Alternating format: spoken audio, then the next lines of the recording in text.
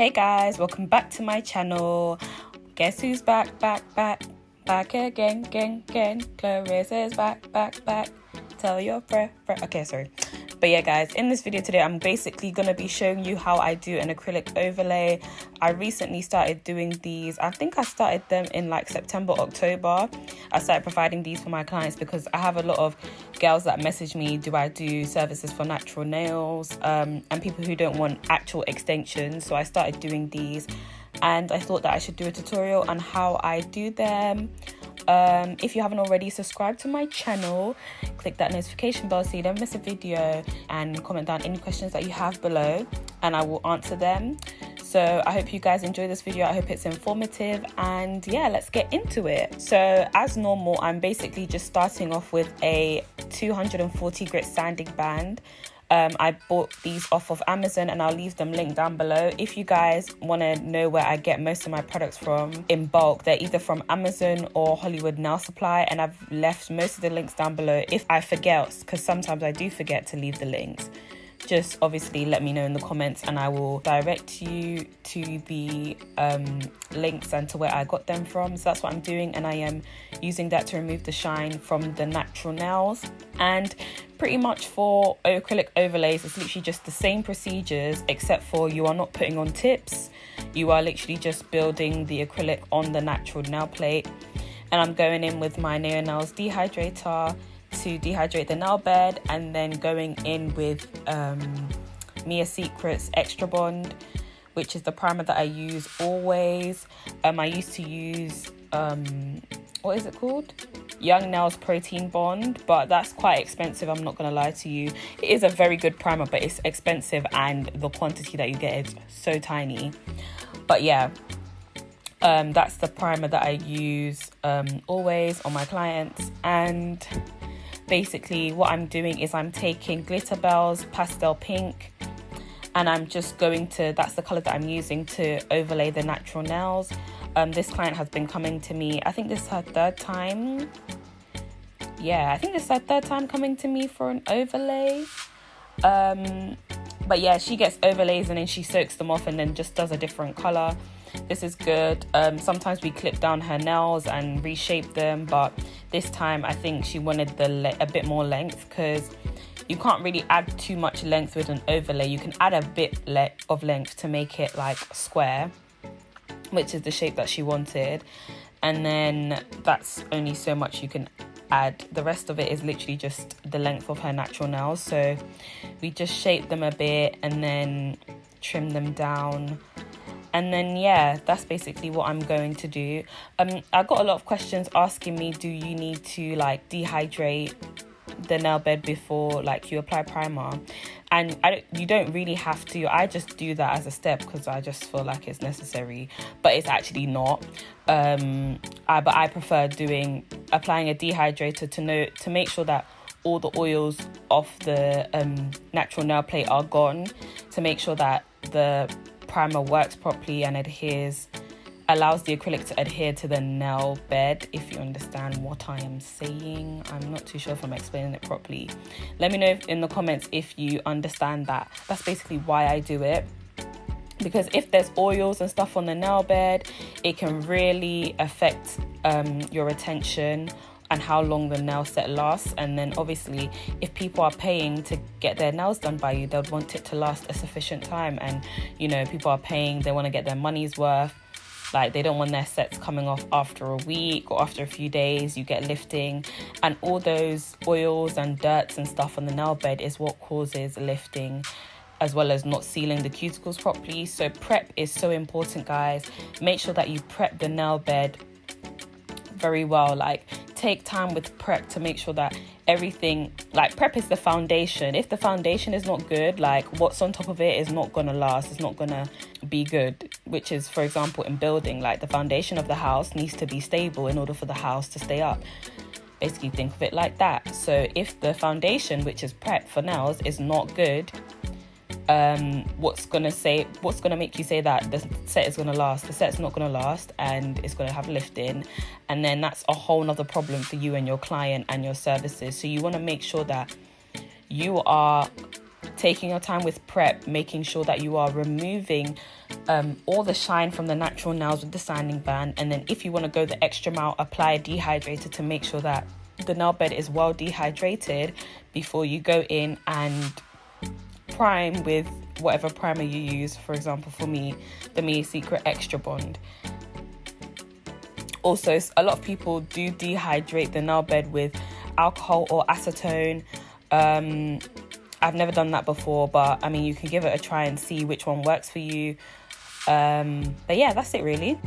Back to the acrylic application. I am using like semi-dry beads.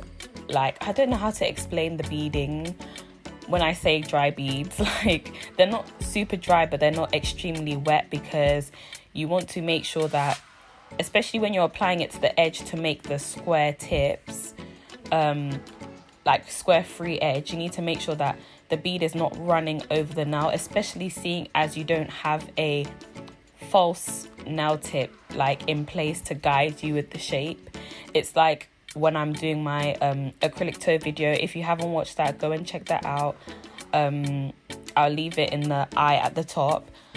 You basically need to make sure that the first bead that you place is a good foundation for the shape that you want to make. So you can't make that bead too wet, otherwise it will just flood all over the place, and acrylic flooding all over the place is probably the worst nightmare that a nail technician could have, because acrylic, like, once it's so watery, it floods into the cuticle, it floods everywhere, and it's so hard to gain control of that. So you want a bead that you can control and mold into place, and that's basically what I'm doing here. And I'm using the belly of my brush to basically shape the sides and press the free edge into a square shape. And then after that bead, I will go in and place one at the cuticle and then basically blend that downwards. I usually, for acrylic overlays, only use 2 beads, but sometimes I use 3, depending on how big the 2 previous beads were. So you just need to eye it out, look at it from sidewall to sidewall. I said from sidewall to sidewall. Look at it from like side to side and see it from all angles before you like determine whether you need extra beads or not. I tend to only use 2 or 3 because small beads, by the way, 2 or 3 small beads, because at the end of the day, it's on the natural nail. You don't want it to be too bulky. With short nails, they don't need to be too bulky. They don't need to have much of an apex, because at the end of the day, they're short. You don't want short, thick, like chewing gum nails. Like, that's what I describe them as. Like short nails that are just bare bulky. Like, it's not cute, guys. You need to make sure that it's an overlay. It's meant to look as natural as possible. So by doing that, adding too many beads will make it not look natural, and it's just I was gonna swear, but it's just a lot to file. So it's gonna be, you know, a lot to file. So you need to make sure that you're not putting too much beads on, and that it's nice and like flush to the cuticle and nice and natural, basically. So that's what I'm doing, and yeah, that's pretty much it for it.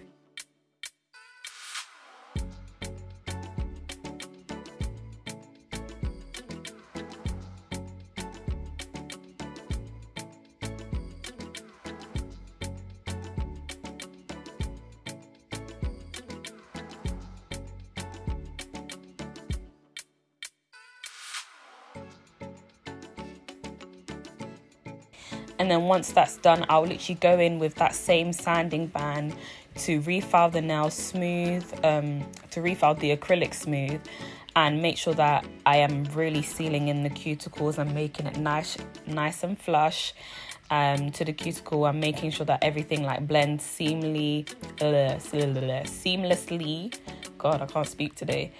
And yeah, that's basically what I'm doing. I'm using it on a low speed, guys, because of like how close this is and how thin the acrylic is, like that I've placed on the nail, and it's close to the nail plate, and you do not want to cause rings of fire on your client, because that is the worst thing you could possibly do. I mean, one of the worst things you could possibly do. There's so many other things, but as a nail tech, that's probably one of the most worst things you can do to your client, cause rings of fire, by keeping it in the same place and at a high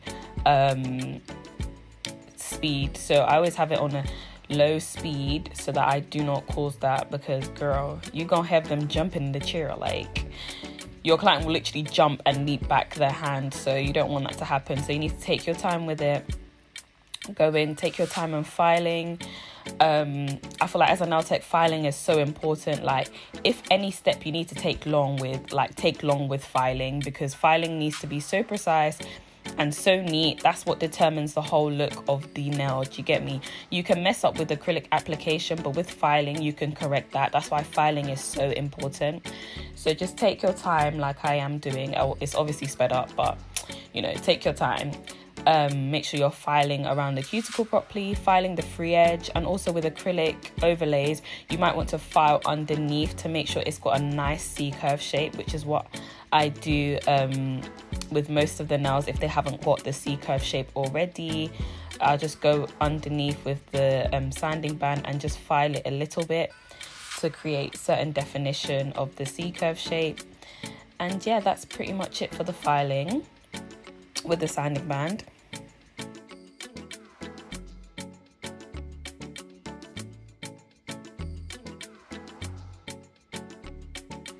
Oh yeah, guys, excuse my bonnet. Like, girl, I do not know what happened, but my clients know how I look like behind camera when I'm doing nails, and I look so raggedy, guys. Like, but excuse the bonnet. I'm so sorry about that.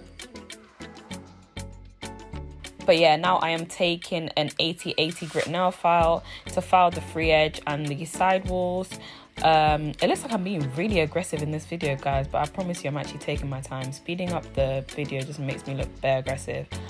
But yeah, I'm just using that to file the side walls, and you guys already know that with every new client I use a new file.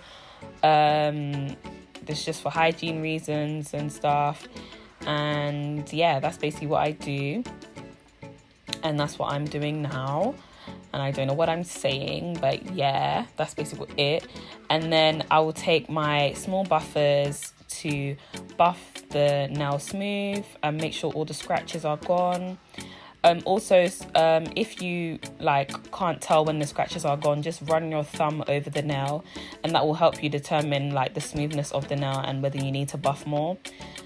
And then after I buff, I just take the usual top coat that I use, which is the D&D gel top coat, and I will use that to apply to the nail. And I love this top coat, guys.